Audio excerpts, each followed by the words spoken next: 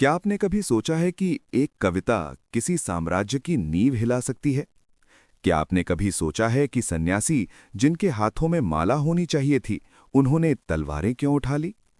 आज से लगभग 150 साल पहले बंकिम चंद्र चट्टोपाध्याय ने एक ऐसी कहानी लिखी थी जिसने सोए हुए भारत को जगा दिया। ये कहानी है आनंद मठ की।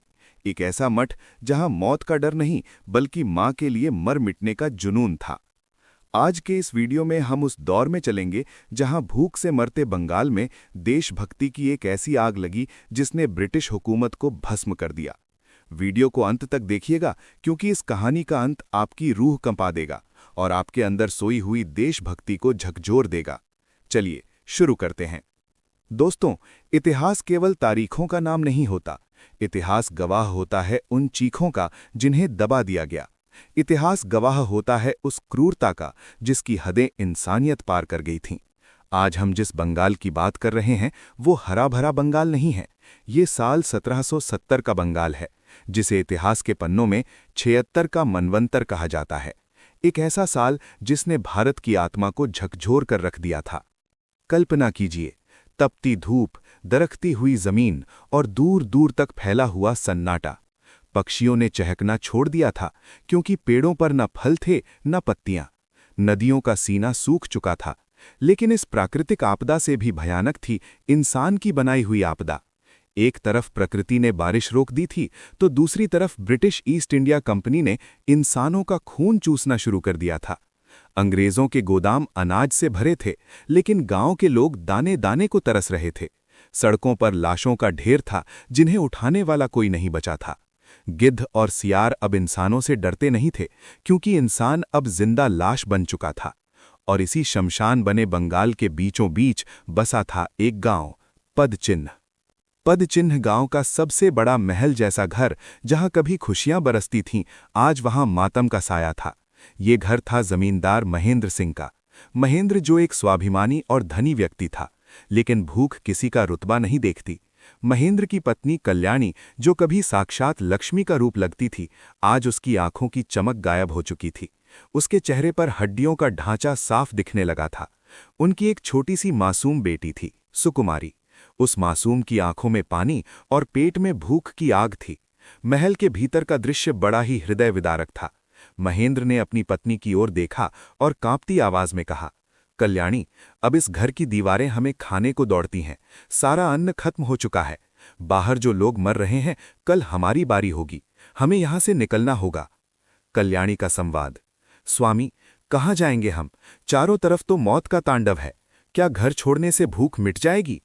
महेंद्र, शायद शहर में कुछ उम्मीद बची हो। यहां रहकर हम केवल अपनी मौत का इंतजार कर रहे हैं। कम से कम अपनी बेटी के लिए हमें कोशिश करनी होगी। महेंद्र, कल्याणी और उनकी छोटी बच्ची आधी रात के अंधेरे में अपने पुश्तैनी घर को छोड़कर निकल पड़े। पीछे छूट गया वो घर जहां उनके पूर्वजों की यादें थीं, जहां की खुशहाली की मिसालें दी जाती थीं। रास्ते में जो उन्होंने देखा वो किसी नर्क के दृश्य से कम नहीं था। सड़क के किनारे लोग पड़े थे। कोई अपनी आखिरी सांसें गिन रहा था तो कोई अपनों की लाश के पास बैठकर पत्थर की मूरत बन चुका था। कहीं कहीं तो स्थिति इतनी भयावह थी कि भूख से पागल होकर इंसान को ही खाने पर उतारू था। ये वो दौर था जब नैतिकता मर चुकी थी, केवल भूख जिंदा थी। चलते चलते दोपहर हो गई। सूरज आग उगल रहा था। कल्याणी के पैर रड़खड़ाने लगे। प्यास से उसका गला सूख कर कांटा हो गया था। महेंद्र पास की एक झाड़ी में पानी तलाशने गया, लेकिन तभी सन्नाटे को चीरती हुई कुछ आवाजें आईं। अचानक झाड़ियों के पीछे से कुछ खूंखार चेहरे निकले। ये डाकू थे, लेकिन ये वो डाकू नहीं थे जो सोने चांदी के भूखे हों। ये वो डाकू थे जिन्हें अन्न की तलाश थी। भूख ने आम किसानों को लुटेरा बना दिया था। महेंद्र ने अपनी तलवार निकाली। उसके रगों में जमींदारों का खून था।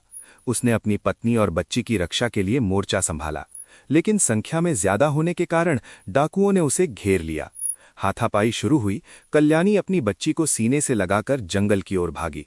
पीछे से डाकुओं की हंसी और महेंद्र के चिल्लाने की आवाजें गूंज रही थीं। जंगल घना था। कल्याणी भागते भागते एक पुराने मंदिर के पास पहुंचकर गिर पड़ी। उसे लगा कि अब सब खत्म हो गया है। उसके पास न भोजन था न सुरक्षा। उसने जहर की एक छोटी सी पुड़िया निकाली जिसे उसने विपत्ति के लिए अपने पास रखा था। उसने सोचा कि अंग्रेजों के हाथ चढ़ने या इन दरिंदों का शिकार होने से अच्छा है कि वो अपनी जीवन लीला समाप्त कर दे। तभी सन्नाटे को चीरती हुई एक सुरीली और दिव्य आवाज सुनाई दी, हरे मुरारे मधु कैट अभारे। अंधेरे जंगल से एक साया उभरकर सामने आया। एक लंबी कदकाठी का सन्यासी, जिसकी आंखों में एक अजीब सी चमक थी और चेहरे पर गजब का तेज। उनके हाथ में माला नहीं, बल्कि एक भारी डंडा, लाठी थी।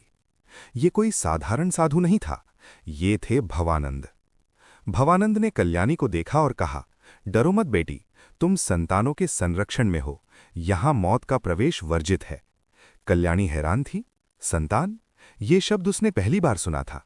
उसने पूछा, कौन है आप और इस काल के समय में आप इतने शांत कैसे हैं? भवानंद मुस्कुराए, लेकिन उस मुस्कुराहट में दर्द और क्रांति की आग दोनों थी। उन्होंने कहा, हम वो हैं जो माँ की सेवा में समर्पित हैं। हम वो हैं जो इस अकाल को मिटाने नहीं, बल्कि उस जड़ को काटने आए हैं जिसने इस देश को अकाल दिया है। उधर महेंद्र को डाकू पकड़ चुके थे, लेकिन तभी सन्यासियों की एक टोली वहां बिजली की तरह टूटी। वो सन्यासी नहीं, बल्कि मौत के फरियते लग रहे थे। अंग्रेजों की फौज और डाकुओं के लिए वो काल थे। यहीं से शुरू होता है सस्पेंस। कौन है ये सन्यासी? क्या ये केवल भजन करने वाले साधु हैं, या इनके पास कोई गुप्त सेना है? आनंद मठ क्या है? और महेंद्र की मुलाकात जब सत्यानंद से होगी तो उसके जीवन का क्या उद्देश्य बदल जाएगा? दोस्तों, भाग 2 की ये तबाही तो बस शुरुआत थी। अगले भाग में हम देखेंगे कि कैसे ये भूखे प्यासे लोग एक ऐसी ताकत बनेंगे जो दुनिया की सबसे बड़ी सल्तनत ब्रिटिश साम्राज्य को चुनौती देगी। क्या महेंद्र अपनी पत्नी से मिल पाएगा? और वो वंदे मातरम का गीत पहली बार कब गूंजेगा? अगला भाग इससे भी ज्यादा रोमांचक होने वाला है। अगर आपके रोंगटे खड़े हो रहे हैं तो कमेंट में जय हिंद लिखें और बने रहें हमारे साथ इस ऐतिहासिक सफर में। आनंद मठ का रहस्य। अंधेरी रात, घना जंगल और चारों तरफ खौफ का साया। महेंद्र सिंह, जो कल तक एक संपन्न जमींदार था, आज अपनी पत्नी और बच्ची को खोकर दर दर भटक रहा था। डाकुओं के चंगुल से तो वो बच निकला, लेकिन जिस जंगल में वो खड़ा था वहां का सन्नाटा उसे डरा रहा था। तभी उसकी आंखों के सामने एक आकृति उभरी, एक सन्यासी जिसके हाथ में तलवार थी और आंखों में एक ऐसी आग जो अंधेरे को चीर रही थी। ये भवानंद थे। महेंद्र ने लड़खड़ाती आवाज में पूछा, तुम कौन हो? क्या तुम भी मुझे लूटने आए हो? भवानंद जोर से हंसे। उनकी हंसी में कोई उपहास नहीं था, बल्कि एक अजीब सा आत्मविश्वास था। उन्होंने कहा, महेंद्र, सन्यासी कभी लूटते नहीं, वो केवल न्यौछावर करना जानते हैं। तुम जिस दुनिया को जानते हो वो खत्म हो चुकी है। अब एक नई दुनिया में कदम रखो, मेरे पीछे आओ। महेंद्र के पास कोई और रास्ता नहीं था। वो भवानंद के पीछे पीछे घने जंगल के भीतर बढ़ता गया। जंगल इतना घना था कि चांद की रोशनी भी जमीन को छूने के लिए तरस रही थी। अचानक भवानंद रुक गए। उन्होंने आसमान की ओर देखा और एक ऐसी आवाज निकाली जिसने पूरे जंगल को कंपा दिया। और फिर शुरू हुआ वो संगीत जिसने आने वाले समय में भारत का इतिहास बदलने वाला था। भवानंद गाने लगे, वंदे मातरम सुजलाम सुफलाम मलयज शीतलाम। महेंद्र मंत्रमुग्ध हो गया। उसने आज तक कई भजन सुने थे, कई गीत सुने थे, लेकिन इस गीत में कुछ अलग था। इसमें केवल भक्ति नहीं थी, इसमें शक्ति थी, इसमें देश की मिट्टी की महक थी और एक हुंकार थी। महेंद्र ने पूछा, ये क्या है? तुम किसकी वंदना कर रहे हो? ये माँ कौन है? भवानंद ने पलटकर देखा और दृढ़ता से कहा, ये हमारी जन्मभूमि है, यही हमारी माँ है। हमारी न कोई दूसरी माँ है, न कोई दूसरा पिता, हम इसके संतान हैं। जंगल के बीचों बीच पेड़ों के झुरमुटों के पीछे छिपी थी एक विशाल इमारत, आनंद मठ। बाहर से देखने पर यह खंडहर लगता था, लेकिन जैसे ही महेंद्र भीतर दाखिल हुआ, उसकी आंखें फटी की फटी रह गईं। ये कोई साधारण मठ नहीं था, ये एक गुप्त सैन्य अड्डा था।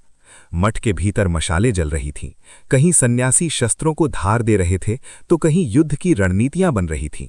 यहां भगवा वस्त्र पहनने वाले सन्यासी नहीं, बल्कि योद्धा रहते थे।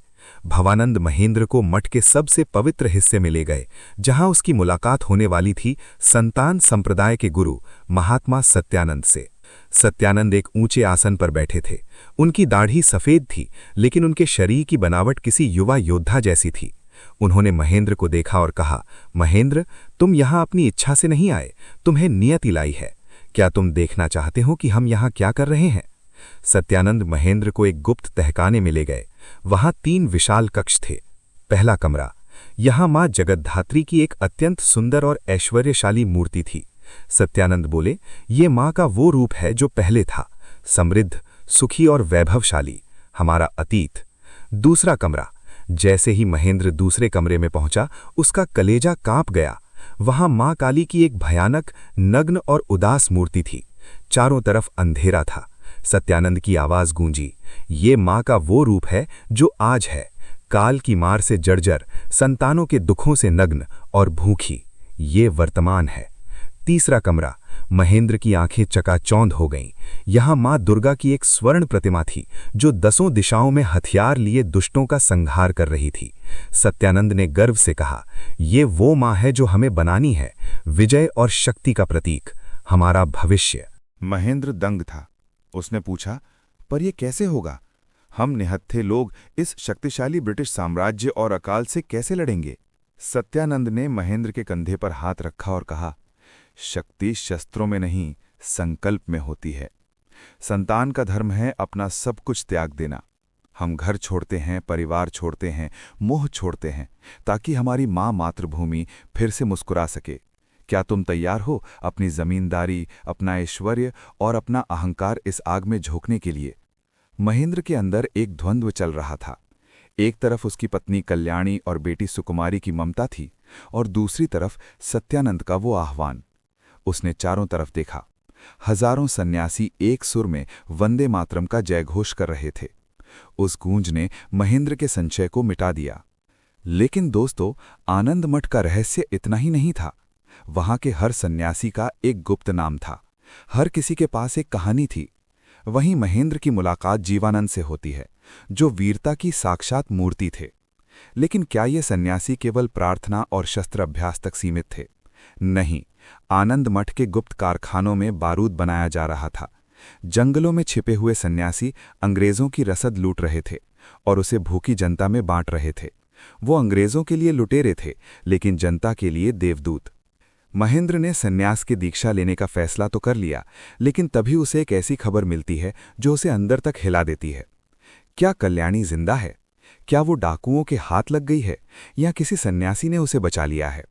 और सबसे बड़ा सवाल, जब ब्रिटिश फौज के कर्नल एडवर्ड्स को इस आनंद मठ का पता चलेगा तो क्या होगा? क्या मुट्ठी भर सन्यासी उस तोप खाने का मुकाबला कर पाएंगे जो पूरी दुनिया को जीत रहा था? अगले भाग में देखिए आनंद मठ का पहला महायुद्ध, जहां तलवारें तोपों से टकराएंगी और रगों में खून नहीं, वंदे मातरम का जुनून दौड़ेगा। अगर आपको ये रहस्य रोमांचक लगा तो चैनल को सब्सक्राइब करें और कमेंट में बताएं, क्या महेंद्र को अपना परिवार छोड़ देना चाहिए था? मिलते हैं अगले रोमांचक भाग में। इतिहास गवाह है, जब जब किसी राष्ट्र पर अत्याचार की सीमा पार हुई है, तब तब किसी ऐसी आवाज का जन्म हुआ है जिसने सत्ता के सिंहासनों को हिला दिया है। बंगाल की झुलसी हुई धरती पर जहां अकाल और अंग्रेजों के जुल्म ने लोगों की कमर तोड़ दी थी, वहां एक नया मंत्र गूंजने वाला था। एक ऐसा मंत्र जो आगे चलकर 30 करोड़ भारतीयों की आज़ादी का नारा बनने वाला था। वो मंत्र था वंदे मातरम। आनंद मठ के भीतर महेंद्र अब बदल चुका था। उसका रेशमी कुर्ता अब भगवा वस्त्र में बदल गया था और उसके हाथों में तलवार की जगह कलम आ चुकी थी। लेकिन उसे अब भी यकीन नहीं था कि मुट्ठी भर सन्यासी उस ब्रिटिश फौज को कैसे हराएंगे जिसके पास दुनिया की सबसे आधुनिक बंदूकें और तोपें थीं। एक दिन घने जंगल में प्रशिक्षण के दौरान महेंद्र ने भवानंद से पूछा, भवानंद भाई, क्या हम सच में जीत पाएंगे? अंग्रेज अजेय हैं, उनके पास अपार सेना है। भवानंद ने अपनी तलवार म्यान से निकाली और उसकी चमक महेंद्र की आंखों में पड़ी। भवानंद बोले, महेंद्र, सन्यासी संख्या बल से नहीं, संकल्प बल से लड़ता है। हमारी सेना में केवल वो नहीं है जो यहां दिख रहे हैं, बल्कि इस देश की नदियां, पहाड़ और हर वो इंसान हमारे साथ है जो अपनी मां मातृभूमि को बेड़ियों में नहीं देख सकता। सुनो, क्या तुम्हें वो सुनाई दे रहा है? महेंद्र ने सुना। वो आवाज पहाड़ों से टकराकर गूंज रही थी। सन्यासी केवल पूजा नहीं कर रहे थे, वो गांवों में जाकर लोगों के अंदर की राख को सुलगा रहे थे। जो किसान भूख से मर रहे थे, अब उन्होंने हाथ में लाठियां उठा ली थीं। अंग्रेजों को खबर भी नहीं थी कि बंगाल के जंगलों में एक ज्वालामुखी पक रहा है। उधर कलकत्ता के फोर्ट विलियम में हलचल मची थी। ब्रिटिश कमांडर कैप्टन थॉमस अपनी मेज पर नक्शा फैलाए बैठा था। उसके जासूसों ने खबर दी थी कि कुछ जंगली साधु सरकार का लगान लूट रहे हैं और सरकारी खजाने को गांवों में बांट रहे हैं। कैप्टन थॉमस हंसकर बोला, उन नंगे फकीरों की इतनी हिम्मत! कल सुबह मेरी सेना उन्हें कुचलने के लिए कूच करेगी। मुझे एक भी सन्यासी जिंदा नहीं चाहिए। सैकड़ों अंग्रेज सैनिक अपनी लाल वर्दी पहने, चमकती हुई बंदूकों और भारी तोपों के साथ जंगल की ओर बढ़ चले। उन्हें लगा था कि ये एक मामूली दबिश होगी। उन्हें लगा था कि सन्यासी उन्हें देखते ही भाग खड़े होंगे, लेकिन उन्हें नहीं पता था कि आज उनका सामना मौत के उन सौदागरों से होने वाला है जो अपनी जान हथेली पर लेकर चलते हैं। मुठभेड़ हुई जंगल के एक संकरे रास्ते पर। एक तरफ थी दुनिया की सबसे अनुशासित ब्रिटिश सेना और दूसरी तरफ थे सन्यासी। कैप्टन थॉमस ने चिल्लाकर कहा, फायर! बंदूकें गरजीं, गोलियों की बौछार हुई। कुछ सन्यासी गिरे, धरती उनकी शहादत से लाल हो गई। कैप्टन को लगा कि सन्यासी डर जाएंगे, लेकिन तभी झुरमुटों के पीछे से, पेड़ों के ऊपर से और जमीन के नीचे से हजारों सन्यासी एक साथ बिजली की तरह टूट पड़े। उनके चेहरे पर कोई खौफ नहीं था। उनके हाथ में जो भी था, तलवार, भाला, लाठी, यहां तक कि पत्थर, वो उसी से अंग्रेजों पर काल बनकर टूट पड़े। और उस रणभूमि में जो शब्द गूंज रहा था वो गोलियों की आवाज से भी तेज था, वंदे मातरम, वंदे मातरम, वंदे मातरम। भवानंद ने एक ऊंचे टीले पर खड़े होकर ललकारा, संतानों, आज साबित कर दो कि मां का दूध पीने वाला कोई भी सन्यासी कायर नहीं होता। मारो इन लुटेरों को। महेंद्र ने देखा कि भवानंद किसी दैवीय शक्ति की तरह लड़ रहे थे। एक एक सन्यासी 10-10 अंग्रेज सैनिकों पर भारी पड़ रहा था। अंग्रेजों की बंदूकें बेकार साबित हो रही थीं, क्योंकि सन्यासी उनके इतने करीब आ गए थे कि तलवारों का खेल शुरू हो गया था। खून की नदियां बहने लगीं। कैप्टन थॉमस ने देखा कि उसके बेहतरीन सिपाही गाजर मूली की तरह काटे जा रहे हैं। उसने पीछे हटने का आदेश दिया, लेकिन अब बहुत देर हो चुकी थी। सन्यासियों ने उन्हें चारों तरफ से घेर लिया था। युद्ध के उस भीषण शोर के बीच एक दृश्य ऐसा था जिसने महेंद्र की रूह कपा दी। एक युवा सन्यासी, जिसे गोली लग चुकी थी, गिरते गिरते भी अपने हाथ में थामे भगवा ध्वज को नीचे नहीं गिरने दे रहा था। उसके आखिरी शब्द थे, वंदे मातरम। मां, मैंने अपना कर्ज चुका दिया। ये केवल एक लड़ाई नहीं थी, ये एक यज्ञ था जिसमें सन्यासी अपने प्राणों की आहुति दे रहे थे। पहली बार ब्रिटिश सेना के चेहरे पर मौत का डर देखा गया। पहली बार उन्हें एहसास हुआ कि भारत की मिट्टी अब और जुल्म नहीं सहेगी। युद्ध जीत लिया गया। सन्यासियों ने अंग्रेजों की रसद और हथियार कब्जे में ले लिए। लेकिन दोस्तों, जीत की खुशी अभी अधूरी थी। मठ में जश्न का माहौल था, लेकिन महात्मा सत्यानंद गंभीर थे। उन्हें पता था कि ये तो बस एक छोटी सी चिंगारी है, असली आग तो अभी लगनी बाकी है। अंग्रेजों की बड़ी फौज कलकत्ता से कूच करने वाली थी। तभी मठ के द्वार पर एक घायल जासूस संदेश लेकर पहुंचा। उसने महेंद्र के कान में कुछ ऐसा कहा कि महेंद्र के हाथ से तलवार गिर गई। क्या थी वो खबर? क्या महेंद्र की पत्नी कल्याणी अब भी जिंदा है? और अगर जिंदा है तो वो किसके कब्जे में है? रोमांच की पराकाष्ठा तो तब होगी जब महेंद्र को धर्म और परिवार के बीच किसी एक को चुनना होगा। क्या एक संतान अपनी प्रतिज्ञा तोड़कर अपनी पत्नी को बचाने जाएगा, या वो मातृभूमि के लिए अपने परिवार की बलि दे देगा? अगले भाग में देखिए, बलिदान और प्रतिज्ञा, जहां प्रेम और देशभक्ति का महासंग्राम होगा। अगर आप जानना चाहते हैं कि कल्याणी का क्या हुआ और अंग्रेजों का अगला कदम क्या था, तो अभी कमेंट में भाग 5 लिखें और इस वीडियो को शेयर करें। याद रखिए, वंदे मातरम केवल एक नारा नहीं, हमारा वजूद है। मिलते हैं अगले एपिसोड में। दोस्तों, दुनिया का सबसे बड़ा युद्ध वो नहीं होता जो मैदानों में तलवारों से लड़ा जाता है। सबसे बड़ा युद्ध तो इंसान के अपने सीने के भीतर चलता है, जहां एक तरफ कर्तव्य होता है और दूसरी तरफ प्रेम, जहां एक तरफ देश की पुकार होती है और दूसरी तरफ परिवार की ममता। आनंद मठ के युद्ध में अंग्रेजों को धूल चटाने के बाद महेंद्र सिंह अब एक संतान योद्धा बन चुका था। लेकिन क्या भगवा कपड़े पहन लेने से इंसान की यादें मिट जाती हैं? क्या तलवार हाथ में लेने से एक पिता का दिल पत्थर हो जाता है? महेंद्र के सामने अब उसकी जिंदगी की सबसे बड़ी अग्नि परीक्षा खड़ी थी। मठ के भीतर नियम पत्थर की लकीर की तरह कड़े थे। महात्मा सत्यानंद का आदेश था, जो मातृभूमि की सेवा का व्रत लेता है, उसके लिए कोई पत्नी नहीं, कोई संतान नहीं। उसका घर केवल ये मठ है और उसकी माँ केवल ये मिट्टी है। लेकिन महेंद्र की रातों की नींद गायब थी। उसे सपने में अपनी छोटी बेटी सुकुमारी की किलकारियां और पत्नी कल्याणी का वो चेहरा दिखाई देता जो भूख और प्यास से बेहाल जंगल में कहीं खो गई थी। उसे खबर मिली थी कि कल्याणी जिंदा है और एक सुरक्षित स्थान पर है। महेंद्र का मन विद्रोह उठकरा। वो भागकर अपनी पत्नी के पास जाना चाहता था, उसे गले लगाना चाहता था। पर क्या वो अपनी प्रतिज्ञा तोड़ सकता था? तभी कहानी में एक नया मोड़ आता है। महेंद्र की तरह ही एक और योद्धा था, जीवानंद। जीवानंद, जो संतानों की सेना का सबसे निडर सेनापति था। लेकिन जीवानंद का भी एक राज था। उसकी पत्नी शांति कोई साधारण स्त्री नहीं थी। शांति को जब पता चला कि उसका पति देश के लिए सन्यासी बन गया है, तो उसने घर पर बैठकर विलाप नहीं किया। उसने अपने बाल काट लिए, पुरुष के वस्त्र पहने और सन्यासी का भेष धरकर खुद आनंद मठ में दाखिल हो गई। एक रात जंगल के एकांत में जीवानंद और शांति की मुलाकात होती है। जीवानंद अपनी पत्नी को पहचान लेता है। उसका दिल पिघलने लगता है। सन्यास का कड़ा नियम कहता था कि किसी भी सन्यासी को स्त्री का मुख नहीं देखना चाहिए, लेकिन यहां तो उसकी अपनी पत्नी सामने खड़ी थी। शांति, तुम यहां? तुम जानती हो अगर महात्मा सत्यानंद को पता चला तो मेरा धर्म भ्रष्ट हो जाएगा। मुझे प्रायश्चित करना होगा। शांति, स्वामी, धर्म वो नहीं जो इंसान को कमजोर बनाए। मैं आपके मार्ग में बाधा बनने नहीं, आपकी शक्ति बनने आई हूं। क्या एक पत्नी अपने पति के साथ कंधे से कंधा मिलाकर अपनी मातृभूमि की रक्षा नहीं कर सकती? क्या प्रेम और कर्तव्य साथ साथ नहीं चल सकते? शांति का ये तर्क केवल जीवानंद के लिए नहीं, बल्कि हर उस दर्शक के लिए है जो सोचता है कि परिवार जिम्मेदारी है या बेड़ी। शांति ने साबित किया कि प्रेम कमजोरी नहीं, बल्कि युद्ध जीतने की प्रेरणा बन सकता है। लेकिन महेंद्र की स्थिति अलग थी। सत्यानंद ने महेंद्र को अपने कक्ष में बुलाया। उनकी आंखों में सब कुछ देख लेने वाली एक चमक थी। सत्यानंद बोले, महेंद्र, तुम्हारी आंखें बता रही हैं कि तुम्हारा मन मठ में नहीं, बल्कि उन गलियों में भटक रहा है जहां तुम जमींदार थे। याद रखो, जब तक मन में मोह का एक भी धागा बाकी है, तुम्हारी तलवार में वो धार नहीं आएगी जो अंग्रेजों का सिर काट सके। तुम्हें चुनना होगा, या तो कल्याणी या भारत माता। महेंद्र टूट चुका था। उसने पूछा, क्या मां इतनी निर्दयी है कि वो एक पिता से उसकी संतान छीन ले? सत्यानंद का जवाब ऐतिहासिक था।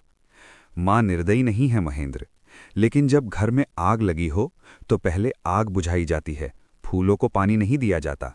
आज देश जल रहा है। इसी बीच खबर आती है कि अंग्रेजों ने फिर से अपनी सेना संगठित कर ली है। इस बार कैप्टन थॉमस की जगह एक और भी क्रूर अफसर, कर्नल एडवर्ड्स, कलकत्ता से निकल चुका है। उसने कसम खाई है कि वो आनंद मठ को जलाकर राख कर देगा और हर सन्यासी को फांसी पर लटका देगा। इतना ही नहीं, अंग्रेजों ने महेंद्र की पत्नी कल्याणी को ढूंढ निकाला है और उसे एक मोहरे की तरह इस्तेमाल करने की योजना बनाई है। अंग्रेजों को पता चल गया है कि महेंद्र संतानों का एक बड़ा लीडर है। वो कल्याणी को ढाल बनाकर महेंद्र को आत्मसमर्पण के लिए मजबूर करना चाहते हैं। अब महेंद्र के सामने दो रास्ते थे। एक, वो अपनी प्रतिज्ञा तोड़कर अंग्रेजों के सामने घुटने टेक दे और अपनी पत्नी की जान बचा ले, या फिर वो अपनी पत्नी की बलि चढ़ने दे और वंदे मातरम का झंडा ऊंचा रखे। दोस्तों, सोचिए, अगर आप महेंद्र की जगह होते तो क्या करते? क्या देश के लिए अपनों की जान दांव पर लगाना सही है? महेंद्र ने अपनी तलवार उठाई। उसकी आंखों से आंसू गिर रहे थे, लेकिन हाथों में कोई कंपन नहीं था। उसने सत्यानंद की ओर देखा और कहा, महाराज, आज मोह का धागा टूट गया। कल्याणी मेरी पत्नी बाद में है, इस देश की बेटी पहले है। अगर उसकी शहादत से ये देश जागता है तो मुझे ये मंजूर है। लेकिन कहानी यहां खत्म नहीं होती। क्या वाकई महेंद्र अपनी पत्नी को मरने देगा, या फिर शांति और जीवानंद कोई ऐसी गुप्त योजना बनाएंगे जो सन्यासियों के धर्म को भी बचा लेगी और कल्याणी की जान भी? अगले भाग में होने वाला है आनंद मठ का सबसे बड़ा युद्ध, अंतिम प्रहार, जहां अंग्रेजों की विशाल फौज, तोपें और बंदूकों का सामना करेंगे सन्यासी अपने प्राणों की बाजी लगाकर। और सबसे बड़ा सस्पेंस, क्या कल्याणी खुद को जहर दे लेगी? क्या वो संतानों के रहस्य को अंग्रेजों के सामने खोल देगी? रोमांच की अगली किस्त के लिए तैयार हो जाइए। अगर आपको महेंद्र का ये बलिदान प्रेरित कर रहा है तो कमेंट में लिखें, कर्तव्य सर्वोपरि। और भाग 6 के लिए हमारे चैनल को सब्सक्राइब करना ना भूलें। मिलते हैं महायुद्ध के मैदान में। अंतिम युद्ध, निष्कर्ष और महामंत्र का संदेश। युद्ध की घड़ियां आ चुकी थीं। एक तरफ दुनिया की सबसे ताकतवर सेना, ब्रिटिश हुकूमत के हजारों सिपाही, जिनके पास आधुनिक तोपें और बंदूकें थीं। दूसरी तरफ भगवाधारी संतान योद्धा, जिनके पास सिर्फ तलवारें, भाले और एक न झुकने वाला संकल्प था। मैदान सज चुका था। हवा में मौत की गंध थी। लेकिन सन्यासियों की आंखों में डर नहीं, बल्कि बलिदान की चमक थी। आज फैसला होने वाला था, क्या मुट्ठी भर देशभक्त एक साम्राज्य की जड़ें हिला पाएंगे। आज आनंद मठ का इतिहास अपने सबसे खूनी और गौरवशाली पन्ने पर पहुंच चुका था। कर्नल एडवर्ड्स ने आदेश दिया, फायर, धुआं, चारों तरफ धुआं। तोप के गोलों ने धरती फाड़ दी, सन्यासियों की कतारें गिरने लगीं, लेकिन तभी जंगल के कोने कोने से वंदे मातरम का जयघोष गूंज उठा। भवानंद, जो इस युद्ध का नेतृत्व कर रहे थे, अपने घोड़े पर सवार बिजली की तरह शत्रुओं पर टूट पड़े। भवानंद ने चिल्लाकर कहा, संतानों, पीठ मत दिखाना। आज या तो हम मां को बेड़ियों से मुक्त करेंगे या उसकी गोद में सो जाएंगे। ये दृश्य अकल्पनीय था। सन्यासी गोलियों की परवाह किए बिना तोपों के मुंह पर कूद रहे थे। भवानंद ने अकेले दर्जनों अंग्रेज सैनिकों को मौत के घाट उतार दिया। लेकिन नियति को कुछ और ही मंजूर था। एक साथ कई गोलियां भवानंद के सीने को छलनी कर गईं। गिरते हुए भी उनके हाथ से संतान ध्वज नहीं गिरा। उन्होंने अंतिम बार मुस्कुराते हुए कहा, वंदे मातरम, और एक महान योद्धा का अंत हो गया। युद्ध में सन्यासियों की जीत हुई। अंग्रेजों को पीछे हटना पड़ा, लेकिन जीत का जश्न मनाने के लिए भवानंद नहीं थे। महेंद्र और जीवानंद ने देखा कि उनकी विजय कितनी भारी कीमत पर आई है। तभी आनंद मठ के भीतर महात्मा सत्यानंद एक गुप्त कक्ष में पहुंचे। वहां उनका इंतजार कर रहा था एक रहस्यमयी व्यक्तित्व, महापुरुष। सत्यानंद ने गौरव से कहा, प्रभु, हमने युद्ध जीत लिया, हमने अंग्रेजों को खदेड़ दिया, अब हम हिंदू साम्राज्य की स्थापना करेंगे। लेकिन महापुरुष का जवाब सुनकर सत्यानंद और आप भी हैरान रह जाएंगे। महापुरुष ने कहा, नहीं सत्यानंद, तुम्हारा काम पूरा हुआ, अब युद्ध रोक दो। अभी भारत की पूर्ण स्वाधीनता का समय नहीं आया है। सत्यानंद दंग रह गए। उन्होंने पूछा, क्यों? जब हम जीत रहे हैं तो रुकें क्यों? महापुरुष ने जो तर्क दिया वही बंकिम चंद्र चट्टोपाध्याय का असली संदेश था। उन्होंने कहा, सत्यानंद, भारत के पास आध्यात्मिक ज्ञान तो है, लेकिन बाहरी दुनिया का वैज्ञानिक और भौतिक ज्ञान लुप्त हो गया है। अंग्रेजों का आना नियति है। उनके जरिए भारत आधुनिक विज्ञान और शासन की कला सीखेगा। जब भारतीय आत्मज्ञान और आधुनिक ज्ञान दोनों से लैस हो जाएंगे, तब एक दिन वे अपने आप स्वतंत्र हो जाएंगे। अब तुम्हें हिमालय जाकर तपस्या करनी होगी। सत्यानंद का हृदय भारी था। उन्होंने जिस आनंद मठ को अपने खून पसीने से सींचा था, उसे छोड़ना आसान नहीं था। लेकिन वे समझ गए कि क्रांति का एक चरण पूरा हो चुका था। उन्होंने अपनी तलवार मां के चरणों में रख दी और सन्यास की एक और कठिन यात्रा पर निकल पड़े। वंदे मातरम का जन्म। दोस्तों, आनंद मठ उपन्यास यहीं समाप्त नहीं होता, लेकिन असल कहानी तो यहां से शुरू हुई। इस किताब ने भारत को एक मंत्र दिया, वंदे मातरम। पहला, क्रांति का बीज। इस गीत ने बंगाल से निकलकर पूरे भारत में आजादी की आग लगा दी। चाहे वो भगत सिंह हो, सुभाष चंद्र बोस हो या बाल गंगाधर तिलक, सबके होठों पर यही नारा था। दूसरा, स्त्री शक्ति का सम्मान। शांति जैसे पात्रों के जरिए बंकिम बाबू ने दिखाया कि देश की आजादी में महिलाओं का योगदान पुरुषों से कम नहीं है। तीसरा, त्याग की पराकाष्ठा। ये किताब हमें सिखाती है कि जब देश पर संकट हो तो व्यक्तिगत सुख और परिवार से ऊपर राष्ट्र होता है। आज जब हम आजाद भारत में सांस लेते हैं तो हमें याद रखना चाहिए कि वंदे मातरम केवल एक राष्ट्रगीत नहीं है। ये उन तमाम गुमनाम सन्यासियों और क्रांतिकारियों की रूह की आवाज है, जिन्होंने हंसते हंसते फांसी के फंदों को चूम लिया। तो दोस्तों, ये थी आनंद मठ की वो रोमांचक गाथा जिसने भारत के सोए हुए स्वाभिमान को जगा दिया। आज इस कहानी को खत्म करते हुए अपने आप से एक सवाल पूछिए, क्या हम आज उस मां भारत माता के वैसे ही संतान बन पा रहे हैं जैसा सत्यानंद और भवानंद चाहते थे? सच्ची देशभक्ति केवल युद्ध के मैदान में नहीं, बल्कि अपने काम को ईमानदारी से करने, देश की उन्नति में योगदान देने और अपनी मिट्टी से प्रेम करने में है। अगर इस ऑडियो बुक सीरीज ने आपके रोंगटे खड़े कर दिए हैं, आपकी देशभक्ति को जगाया है, तो इस वीडियो को अपने दोस्तों के साथ साझा करें। कमेंट सेक्शन में अपनी भावनाओं को व्यक्त करें और एक सुर में लिखें, वंदे मातरम। चैनल को सब्सक्राइब करना न भूलें ताकि हम ऐसी ही और भी महान भारतीय कहानियां आप तक लाते रहें। जय हिंद, जय भारत।